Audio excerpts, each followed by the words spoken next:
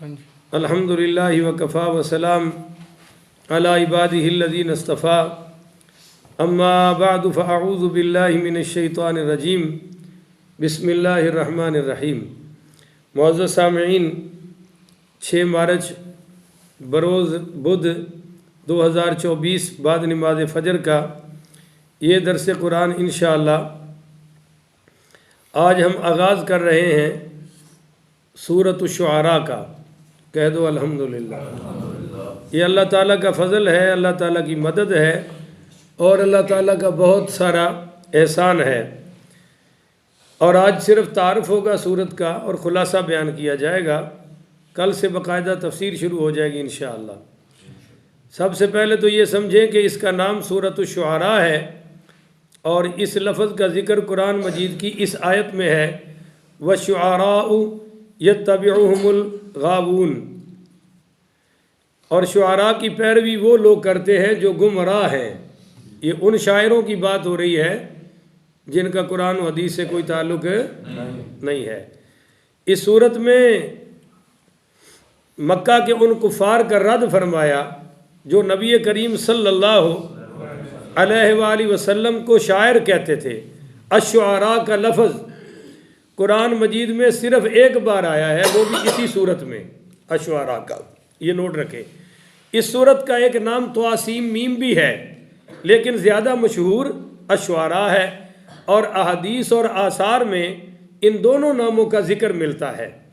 حضرت ابن عباس رضی اللہ تعالی عنہما نے فرمایا کہ سورہ طاسیم میم یعنی شعراء مکہ میں نازل ہوئی، اور حضرت عبداللہ ابن عباس رضی اللہ تعالیٰ عنہما سے یہ بھی روایت ہے کہ سورۃ الشعراء مکہ میں نازل ہوئی ہے سوائے آخری 5 آیتوں کے، انہی میں وَالشُّعَرَاءُ يَتَّبِعُهُمُ الْغَاوُونَ بھی ہے، یہ مدینہ میں نازل ہوئی۔ یہ حضرت ابن عباس کا قول ہے، در منصور میں موجود ہے۔ قرآن مجید کے نزول کے اعتبار سے اس سورت کا نمبر 47 ہے۔ کتنا ہے جی؟ نزول کے اعتبار سے بات کر رہا ہوں، اور باقی آپ دیکھیں گے کہ مصحف کے اعتبار سے اس سورت کا جو نمبر ہے وہ ہے 26۔ بولو جی کون سا ہے؟ 26۔ اچھا جی، اور اس میں 227 آیات ہیں اور 11 اس سورت کے رکوع ہیں۔ اللہ اکبر کبیرہ۔ پچھلی سورت کون سی تھی جو ہم نے ختم کی ہے، یاد ہے کسی کو؟ سورۃ الفرقان۔ سارے بولو بھائی کون سی؟ اور یہ ہے سورۃ الشعراء۔ اس کا اور اس کا جوڑ ہے جس کو ربط کہتے ہیں، وہ بڑا کمال کا ہے۔ مثلا سورۃ الفرقان کی ابتدا عظمت قرآن سے ہوئی ہے، اور سورۃ الشعراء کی آغاز بھی عظمت قرآن سے ہو رہا ہے۔ مثلا سورۃ الفرقان کی پہلی آیت ہے، تبارک الذی نزل الفرقان علی عبدہ لیکون للعالمین نذیرا۔ بہت بابرکت والا ہے، وہ بہت برکت والا ہے جس نے الفرقان یعنی قرآن مجید کو اپنے عبد مکرم پر نازل فرمایا۔ اور سورۃ الشعراء کی پہلی آیت طاسیم میم ہے اور دوسری کیا ہے؟ تلک آیات الکتاب المبین، کہ یہ روشن کتاب کی آیتیں ہیں۔ تو سورۃ الفرقان کی ابتدا بھی ذکر قرآن سے اور سورۃ الشعراء کی ابتدا بھی عظمت قرآن سے۔ اور دوسرا جوڑ ہے کہ سورۃ الفرقان کی انتہا پر کافروں کی مذمت بیان کی گئی ہے اور مومنوں کی شان بیان کی ہے سورۃ الفرقان کے اینڈ میں، جیسا کہ آپ آخری رکوع میں سن چکے ہیں کہ اولئک یجزون الغرفۃ بما صبروا، یہی وہ لوگ ہیں جنہیں ان کے صبر کی جزا میں جنت کی بلند عمارات عطا فرما دی جائیں گی، یعنی جنت کے بڑے بڑے محل دیے جائیں گے۔ اور کافروں کے متعلق سورۃ الفرقان کی آیت نمبر 77 میں فرمایا، قل ما یعبأ بکم ربی لولا دعاؤکم فقد کذبتم فسوف یکون لزاما۔ آپ فرما دیجئے کہ اگر تم میرے رب کی عبادت نہ کرو تو اس کو تمہاری کوئی پرواہ نہیں ہے، پھر بے شک تم نے اس کو جھٹلایا تو اس کا عذاب تم پر ہی ہمیشہ لازم رہے گا۔ یہ سورۃ الفرقان میں کافروں کی مذمت ہے اور مومنوں کی مدح ہے۔ اب آپ دیکھیے سورۃ الشعراء کی آیت نمبر 224 سے لے کر 227 تک پڑھے۔ وَالشُّعَرَاءُ يَتَّبِعُهُمُ الْغَاوُونَ، کہ شعراء کی پیروی وہ لوگ کرتے ہیں جو گمراہ ہے، وہ لوگ کرتے ہیں جو شعراء کی پیروی وہ کریں گے۔ أَلَمْ تَرَ أَنَّهُمْ فِي كُلِّ وَادٍ يَهِيمُونَ، کیا آپ نے نہیں دیکھا کہ شعراء ہر وادی میں بھٹکتے پھرتے رہتے ہیں، اپنی شاعری میں نہ جانے کیا کیا کرتے رہتے ہیں، اپنی شاعری میں وہ جناب غموں کا پہاڑ بنا لیتے ہیں، اپنی شاعری میں جنت بنا لیتے ہیں، اپنے آپ کو کبھی مار بھی لیتے ہیں، کبھی زندہ بھی کر لیتے ہیں۔ بھائی شاعر ایسا کرتے ہیں نہیں کرتے؟ بولو تو صحیح۔ تو اللہ کہتا ہے اپنی وادیوں میں بھٹکتے رہتے ہیں، اور آگے فرمایا وَأَنَّهُمْ يَقُولُونَ مَا لَا يَفْعَلُونَ، اور شعراء وہ کہتے ہیں جو کرتے۔ اب بڑے بڑے شاعری ہے میرے ذہن میں، پر وقت ہو جائے گا، اس لیے شاعر جو کہتا ہے وہ کرتا، اور سیاست دانوں کا بھی یہی حال ہے۔ ملک کا بڑا فکر ہے، غریبوں کی بڑی فکر ہے، پر انشاءاللہ ہوں غریباں دی الٹی گنتی شروع ہونے والی ہے دوبارہ۔ پیٹرول پھر بڑھ رہا ہے، گیس پھر بڑھے گا، بجلی پھر بڑھے گی، اور روپیہ پھر نیچے جائے گا۔ تو وَأَنَّهُمْ يَقُولُونَ مَا لَا يَفْعَلُونَ، یہ کہتے وہ ہیں جو کرتے نہیں۔ إِلَّا الَّذِينَ آمَنُوا وَعَمِلُوا الصَّالِحَاتِ، ہاں وہ لوگ، ٹھیک ہے شاعر، جو ایمان لے آئے، وَعَمِلُوا الصَّالِحَاتِ، جن کے عمل نیک ہے، وَذَكَرُوا اللَّهَ كَثِيرًا، اور جو اللہ کا ذکر ہے کثرت سے کرتے ہیں، وَانْتَصَرُوا مِن بَعْدِ مَا ظُلِمُوا، آہا سبحان اللہ کہو یار، ذرا سب کہو سبحان اللہ۔ اور ظلم سہنے کے بعد بدلہ لیا، ظلم سہنے کے بعد بدلہ لیا، اور آگے فرمایا وَسَيَعْلَمُ الَّذِينَ ظَلَمُوا أَيَّ مُنْقَلَبٍ يَنْقَلِبُونَ، اور ظلم کرنے والے ان قریب جان لیں گے کہ وہ کس کروٹ پر پلٹے ہیں، یعنی کس حالات میں آخرت میں پہنچے ہیں۔ تو یہ سورۃ الشعراء اور سورۃ الفرقان کا جوڑ ہو گیا۔ اب آپ 2-3 منٹ میں سمجھیے کہ اس پوری سورت میں مضامین کیا ہے، تو غور سے سنیے گا۔ نمبر 1، اس سورت میں سب سے پہلے قرآن کی عظمت کو بیان کیا گیا ہے، اس کی فصاحت اور اس کی بلاغت کے ساتھ پوری دنیا کے کافروں کو چیلنج کیا گیا ہے، اور یہ بتایا گیا ہے کہ قرآن کی مثل کوئی لا سکتا، یہ بے مثل و بے مثال کلام ہے۔ اور آپ کو بتا رہا ہوں کہ یہ 1400 سال 1450 سال تھے، قرآن پاک کا چیلنج چلا رہا ہے، آج بھی قائم ہے اور قیامت تک قائم رہے گا کہ اس کی مثل کوئی لا سکتا نہیں۔ نمبر 2، کفار مکہ نبی کریم رؤوف الرحیم پڑھیے صلی اللہ علیہ وآلہ وسلم سے فرمائشی معجزات طلب کرتے تھے، تو نبی کریم رؤوف الرحیم صلی اللہ علیہ وآلہ وسلم سے فرمایا کہ آپ ان کی ہٹ دھرمی اور فضول اعتراضات سے پریشان اور غمگین ہونے کی ضرورت ہے، آپ ملول نہ ہوں، اور آپ سے پہلے جو رسول بھیجے گئے ہیں ان کے ساتھ بھی مشرکوں اور کافروں نے یہی سلوک کیا ہے جو آپ کے ساتھ ہو رہا ہے، پریشان ہونے کی ضرورت ہے۔ تو جیسے مکی صورتوں میں نبی کریم کو تسلی دی جاتی ہے، اس صورت میں بھی حضور پاک کو تسلی دی گئی ہے۔ نمبر 3، حضرت موسیٰ علیہ السلام اور ان کی قوم یعنی فرعون کا جو ذکر ہے وہ آیت نمبر 10 سے لے کر آیت نمبر 68 تک جاری رہے گا، اور آگے چلیے آیت نمبر 69 سے لے کر آیت نمبر 104 تک حضرت ابراہیم علیہ السلام کا ذکر کیا جا رہا ہے، ان کی دعوت کا ذکر ہے، اور اسی کے ضمن میں مشرکین کے انجام کا بھی ذکر کیا گیا ہے۔ اور آگے جناب آیت نمبر 105 سے لے کر تقریباً 122 تک حضرت نوح علیہ السلام کا ذکر اور ان کی قوم کی طرف سے جو ان کو جواب دیا گیا اس کا بھی ذکر کیا گیا ہے، اور پھر اس قوم کا انجام کیا ہوا اس انجام کا بھی ذکر ہے.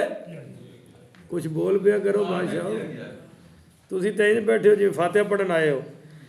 آگے جناب حضرت ہود علیہ السلام نے یہ ایک آیت نمبر 123 سے لے کر آیت نمبر 140 تک حضرت ہود علیہ السلام نے اپنی قوم عاد کو جو دعوت دی اور ان کی قوم نے جو متکبرانہ انداز میں انکار کیا تو ان کا نتیجہ بھی بیان کیا گیا ہے، یعنی انجام، اور اس قوم پر کیا عذاب نازل ہوا وہ بھی اس میں بیان کر دیا گیا ہے.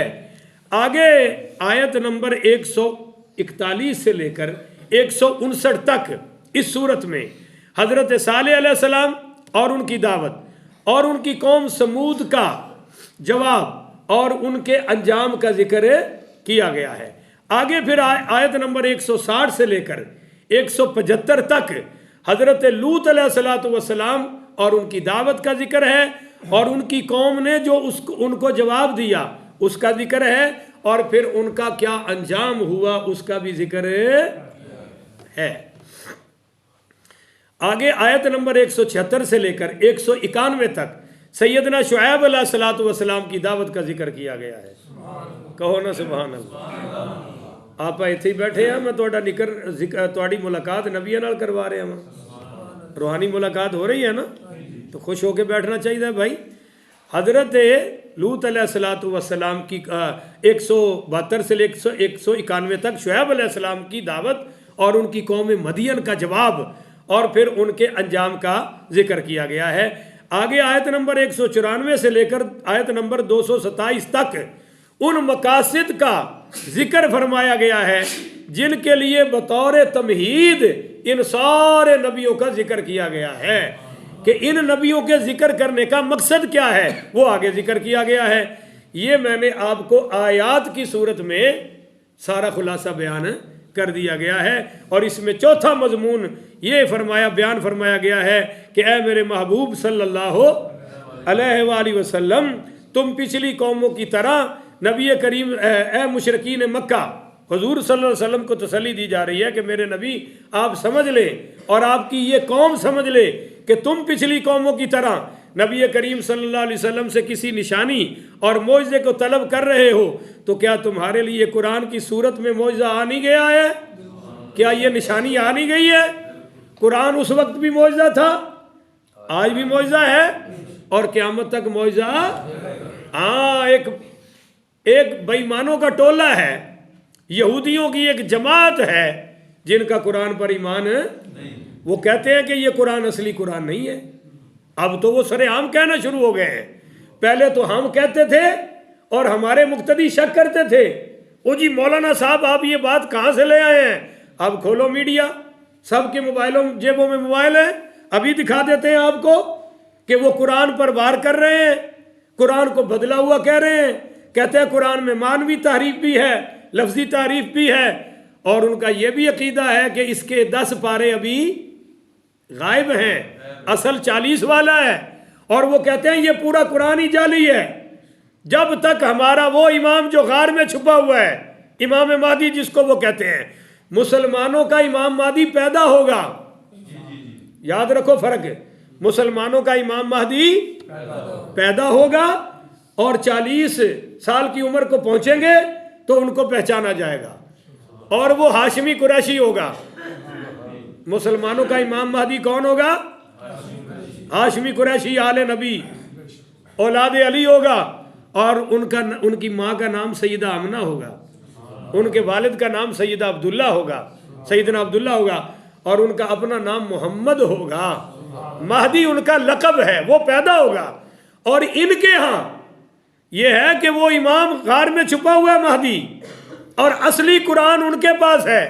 جب تک وہ نہیں آتا یہ نقلی سے کام چلاؤ. چنانچہ وہ گھروں میں رکھتے ہیں، اپنی عبادت گاہوں میں رکھتے ہیں مگر اصلی سمجھ کر 2000 روایات ہیں ان کے مذہب کی کہ یہ قرآن ٹھیک نہیں ہے. کہو استغفر اللہ. تو ہم کہتے ہیں قرآن تو ٹھیک ہی ہے پر پتہ چل گیا کہ تم مسلمانوں کی جماعت ہے، تم ایک یہودیوں کی جماعت ہو جن کو نہ قرآن پسند ہے نہ اصحاب قرآن پسند ہے. کیونکہ قرآن کو جمع کر کے کو حضور سے صحابہ نے دیا ہے نا، تمہیں وہ بھی پسند نہیں اور تمہیں قرآن بھی پسند ہے، اس لیے ان کے ہاں حفظ کا شعبہ ہی کوئی نہیں سمجھے، سوتے پہ ان کے ہاں حفظ کا شعبہ ہماری ہر مدرسے مسجد اور مدرسے میں ہے، حفظ بھی ہے، ناظرہ بھی ہے، ہماری بچیاں بھی حافظ قرآن مل جائیں گی، بوڑھے بھی مل جائیں گے، بوڑھیاں بھی مل جائیں گی حافظ قرآن، اور ان کے ہاں جو ان کا بڑے سے بڑا کتب ہے نا، اس کو بھی سورہ فاتحہ سیدھی پڑھنی، اور میرے سامنے قرآن ہے، ان کو بسم اللہ بھی صحیح نہیں پڑھنی آتی، یہ اس قدر منکرین قرآن ہے۔ تو بتا دیا گیا کہ قرآن سب سے بڑا معجزہ ہے، اور جب اس کی حفاظت کا ذمہ ہی اللہ نے لیا ہوا ہے تو کوئی رد و بدل، کوئی تغیر و تبدلی بولو مسلمان بھائیوں اس میں ہو سکتی اور ہوئی بھی نہیں، اور قیامت تک ہوگی بھی نہیں۔ کتنی لڑائی ہے دیوبندی ہے اہل حدیث اور سنیوں میں، پر قرآن تو اونجدہ اونجی ہے نا یار، بولو تو صحیح۔ کوئی کسی نے کہا ہے 29 پارے ہیں، کوئی کہہ کے تو ویکھے پھر بنتا کی ہے، کوئی 31 بھی کہہ سکتا، یا کوئی کہے نا جی ایک سورت اگے کر دیو تو اگے والی پیچھے کر دیو، نہیں بھائی، اس کی حفاظت کا ذمہ ہی اللہ نے لیا ہے۔ مولوی جب بھی لڑے گا تفسیر میں لڑے گا، ترجمے میں لڑے گا، قرآن پہ لڑائی نہیں ہے۔ چلو جی، اللہ اکبر کبیرہ۔ تو اللہ تعالیٰ سے دعا ہے کہ اللہ ہمیں حق و سچ کے ساتھ قرآن پاک کو سمجھنے کی توفیق عطا فرمائے۔ کل سے ہم انشاءاللہ سورۃ الشعراء کی تفسیر اور ترجمے میں داخل ہو جائیں گے۔ اللہ حق سمجھ کر عمل کی توفیق عطا فرمائے۔ اللہ قرآن پاک کے ساتھ ہمیں کامل وابستگی نصیب فرمائے، عملاً بھی اور علماً بھی، کہو آمین۔ آخر ودعوانا ان الحمدللہ رب العالمین۔